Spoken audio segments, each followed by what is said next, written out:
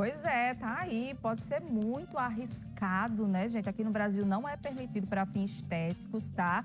Só em caso de cegueira aí, para trazer mais harmonia ao olhar, enfim, né? Então, para a gente entender melhor os impactos, os perigos também e saber o que a ciência diz sobre esse tipo de assunto, sobre esse procedimento, a gente recebe aqui no estúdio do programa para conversar a partir de agora com o médico infectomologista, doutor Daniel, oftalmologista, doutor Daniel Guedes, que está aqui com a gente, vai conversar com a gente. Doutor Daniel, que pela segunda vez já vem aqui ao programa, seja bem-vindo mais uma vez, boa tarde. Obrigado, Joana. Dessa vez a gente bate esse papo tão importante, né, sobre essa cirurgia que não é permitida aqui no Brasil. Por quê, hein, doutor? Boa tarde. Boa tarde, Joana. Boa tarde aos telespectadores, né? Então, essa cirurgia está sendo muito falada agora porque é um sonho de muita gente, né? Você nasce com uma cor de olho, você de repente pode trocar, só que a gente tem que entender todos os riscos aí e por que essa cirurgia ela não é liberada aqui no Brasil, né? Por quê? Porque isso se trata de uma pigmentação, né? Como se fosse uma tatuagem que é feita na córnea, que é uma membrana de colágeno que a gente tem na parte mais externa do olho. E é simplesmente a parte do olho que mais contribui para a gente enxergar. Então é como se fosse a lente principal do nosso olho, né? Aí o que acontece? Se você vai colocar um pigmento lá que ele não é biológico, ele é um pigmento estranho, você vai estar predispondo o olho a inflamações, infecções. Então pode acontecer úlceras que podem perfurar o olho, né? A gente pode chegar até a cegueira, né? E esse procedimento acaba que ele vai inviabilizar muitos exames internos do olho que são importantes para a gente acompanhar a saúde ocular, né? Além de cirurgias, como a cirurgia de catarata, que fica totalmente impossível de fazer por conta que essa tatuagem vai deixar aquele olho com uma coloração ali que está impedindo da gente ver o interior do olho, de tratar aquele olho, né? E quando a gente fala de olho, né, já vem logo assim à mente algo muito delicado, algo muito sensível. Às vezes cai um cisco no olho, a gente fica o dia inteiro ali, né, esfregando para tirar, porque incomoda. Às vezes vai tomar banho, cai um pouquinho de shampoo. Então é uma área sensível. E o senhor está dizendo que é como se fosse uma tatuagem, né? Ali para trazer uma nova cor. Inclusive está passando algumas fotos aqui no telão, né, dessas influenciadoras. Não sei nem se a gente pode chamar de influenciador. Que aí mudaram a cor dos olhos. Mas uma pessoa que se submete, doutor Daniel, a um procedimento como esse, essa pessoa que tem a visão perfeita, pode ficar com algum problema na visão? Com certeza, essa pessoa pode desenvolver inflamações, inflamações assim recorrentes pelo pigmento ser um corpo estranho que vai estar continuamente ativando ali processos inflamatórios que podem ser processos inflamatórios só na parte externa do olho, causando ali vermelhidão, fotofobia, lacrimejamento contínuo, né, que já incomoda muito no dia a dia, como pode causar uveíte, que é uma inflamação intraocular, que pode causar até baixa de visão e cegueira, né? Mas Permanente. Aqui no Brasil não adianta, né, doutor? Se alguém quiser puramente mudar a cor dos olhos somente por causa da estética, porque não gosta do olho que de repente é castanho ali da cor e quer mudar para azul ou verde ou qualquer outra cor, não pode, não é permitido. Aqui no Brasil não é permitido.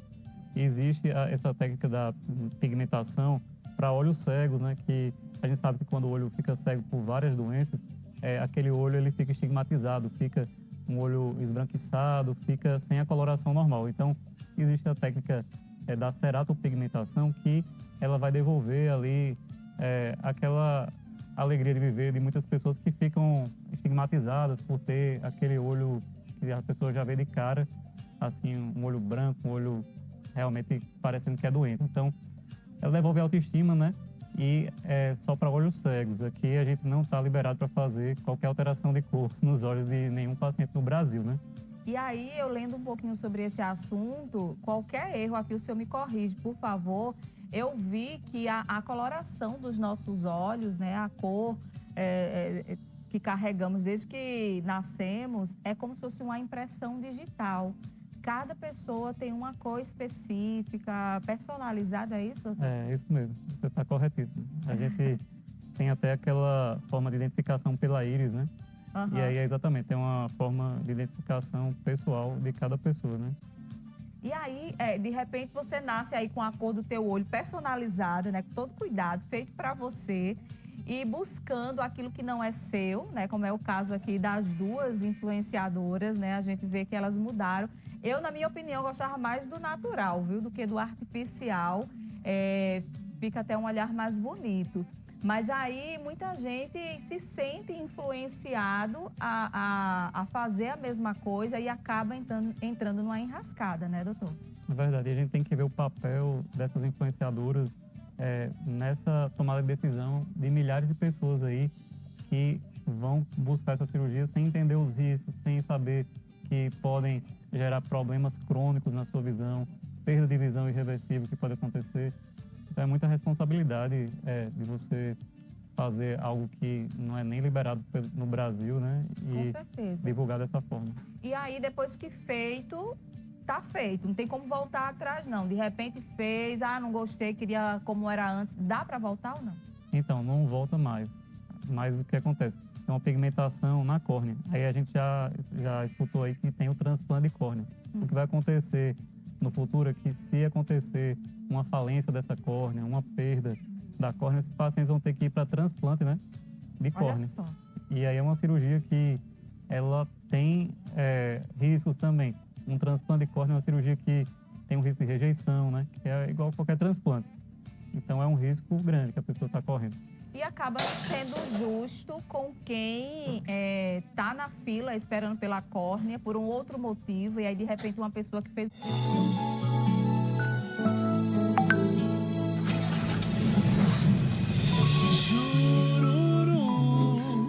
sem você. buscar fazer um procedimento, primeiramente essa pessoa, né, doutor? Na verdade, a gente tem que ver o papel dessas influenciadoras nessa tomada de decisão de milhares de pessoas aí que vão buscar essa cirurgia sem entender os riscos, sem saber que podem gerar problemas crônicos na sua visão, perda de visão irreversível que pode acontecer. Então, é muita responsabilidade de você fazer algo que não é nem liberado no Brasil, né? Com E certeza. divulgar dessa forma. E aí, depois que feito, tá feito. Não tem como voltar atrás, não. De repente fez, não gostei, queria como era antes. Dá para voltar ou não? Então, não volta mais. Mas o que acontece? Tem uma pigmentação na córnea. Aí a gente já escutou aí que tem o transplante de córnea. O que vai acontecer no futuro é que, se acontecer uma falência dessa córnea, uma perda da córnea, esses pacientes vão ter que ir para transplante, né, de córnea. Olha só. E aí é uma cirurgia que ela tem riscos também. Um transplante de córnea é uma cirurgia que tem um risco de rejeição, né, que é igual a qualquer transplante. Então é um risco grande que a pessoa está correndo. E acaba sendo justo com quem tá na fila esperando pela córnea por um outro motivo, e aí de repente uma pessoa que fez um procedimento estético somente para mudar a cor do olho, entrar ali na fila e receber. Não faz sentido, né? Então, assim, antes de fazer um procedimento, de buscar fazer um procedimento, primeiramente essa pessoa tem que buscar informação. Esse é o primeiro passo? Exatamente, tem que se informar, tem que entender o que é que aquele procedimento vai causar nos seus olhos, que são um órgão tão importante para a nossa visão, para a nossa orientação espacial, para a gente ter a nossa independência, né? Então, imagina, a pessoa vai sem saber dos detalhes, que parece que aconteceu com uma dessas influências, que ela operou e aí relatou que se arrependeu porque começou a sentir muitas... Foi essa aí que tá aparecendo no telão, acho que é Andressa Urashi, o nome dela. Né? Eu vi, inclusive, ela estava muita inflamação, muito incômodo, lacrimejamento intenso, assim, arrumou um problema, né? Pois é, arrumou um problema. Mais um, né? Porque não é a primeira vez que ela faz um procedimento estético, que se arrepende, que entra numa enrascada, parece que não aprende. Mas, assim, qual a opção, né? Se é que existe uma opção para quem não é satisfeito com a cor dos olhos e quer, de repente, mudar. Sei que muita gente usa lente de contato. Qualquer pessoa pode usar? Não gosto, vou usar uma lente. Pode? É arriscado também? Também a lente é uma opção muito melhor do que a cirurgia. Com certeza. Mas as lentes de contato precisam ter uma avaliação de um médico oftalmologista que vai avaliar o tipo de lente certa para o olho daquele paciente, né? Então, são feitos testes para avaliar a adaptação do paciente, com todos os cuidados para aquela lente não causar também irritações ou incômodos para o paciente, né? Essa lente, quando usada sem informação, sem a orientação de um oftalmologista, pode trazer riscos à saúde do olho? Pode, né? Como você já disse, mas pode trazer uma cegueira ou não? O uso indevido das lentes pode causar cegueira também, porque a gente vê muitas pessoas comprando lentes, até importadas pela internet, porque tem uma lente coreana que está na moda, que deixa o olho de um jeito X, Y, Z. Então, buscam essas lentes e vão utilizar sem aquelas orientações que a gente passa no consultório, para saber que usar a lente tem que ter cuidados de higiene, tem que ter cuidados com a própria caixinha que você guarda a lente, os materiais que são usados para conservar a lente, qual a validade daquela lente, o uso da lente, quantas horas por dia, que não pode dormir com a lente, não pode usar a lente, se não for uma lente de uso diário, não pode usar a lente em piscinas, em saunas, em banhos públicos, porque tem o risco da acantameba, que é o risco mais conhecido, que é um micróbio que causa até perfuração da córnea, que é um tratamento super difícil, né? Pois é, né? A gente hoje está falando aqui sobre essa questão de mudar a cor dos olhos, trazendo entendimento sobre esse assunto luz, né? Com a entrevista aqui com o médico oftalmologista. Aproveitando a sua presença aqui no programa, como a gente deve cuidar dos olhos? Essa questão da higienização. Muita gente só lava o rosto ali de manhã, né? Isso. Como é que deve ser essa higienização dessa parte do corpo? Eu sempre recomendo aos meus pacientes, que meu paciente vai lembrar, que no dia a dia nós temos que ter os cuidados de higiene dos olhos. Por quê? Porque nós estamos expostos a pólens, a alérgenos, a poeiras mesmo que vão ficar onde? Vão ficar retidas aqui nos cílios, né? Uhum. Então, nossos cílios são a primeira barreira de proteção e ali o acúmulo dessas poeirinhas que não são higienizadas diariamente vai proliferar bactéria, vai causar um olho irritado que vai e volta porque não está sendo feita essa limpeza. Então, eu oriento, a gente passa sempre uma limpeza dos cílios. Tem produtos que são específicos, né?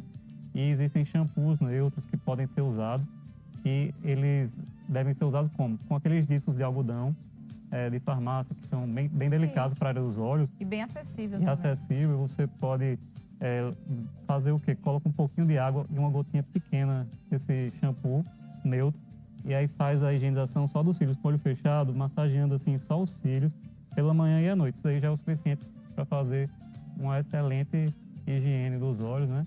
E se colocar a mão num lugar indevido ali, vai ao banheiro, lavar bem as mãos também, né? Sempre lavar as mãos e não passar a mão nos olhos, né? Porque sempre a mão vai levar diversos micróbios, bactérias, né?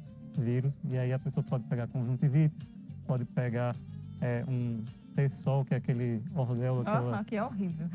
que incha assim, né? Então tem que ter todos esses cuidados aí, você tá certíssimo. Agora, para a gente finalizar, só mais uma pergunta que é sobre os cílios. Hoje em dia está em alta também aqueles cílios bem alongados, bem cheios. Isso pode prejudicar também? Olha, esses cílios aí são um problema também, porque eles também vão facilitar o quê? Sujeira naqueles cílios. E aí tem que ter esses cuidados de limpeza redobrados para quem tem esses cílios alongados aí. Mas eu, particularmente, eu não indico os pacientes permanecerem com esses cílios, porque a gente sabe que essas colas que você vai colocando e repondo esses cílios, eles vão, com o tempo, causando ali uma perda dos cílios, porque você cola, aí tira, cai, aí aquele trauma ali de você ter que ajeitar o cílio, tem que dar uma escovada, alguma coisa assim, né? Aí a manutenção acaba que isso causa um traumazinho ali nos cílios, aí você vai perdendo os cílios com o passar dos anos. Então, tem que ter esse cuidado redobrado com limpeza e, assim, pode perder os cílios aí com o passar dos anos, se mantiver esse hábito aí. Tá certo, doutor Daniel. Quero agradecer demais a sua participação aqui com a gente mais uma vez, sempre falando de assuntos tão importantes. Sei que o senhor está muito presente nas redes sociais. Deixa o seu Instagram aqui pra gente. Pronto, o meu Instagram, drdaniel.guedes. Pode me encontrar lá e a gente está disponível para tirar as dúvidas, tá bom? Tá certo, doutor Daniel. Muito obrigada. Até a próxima, tá?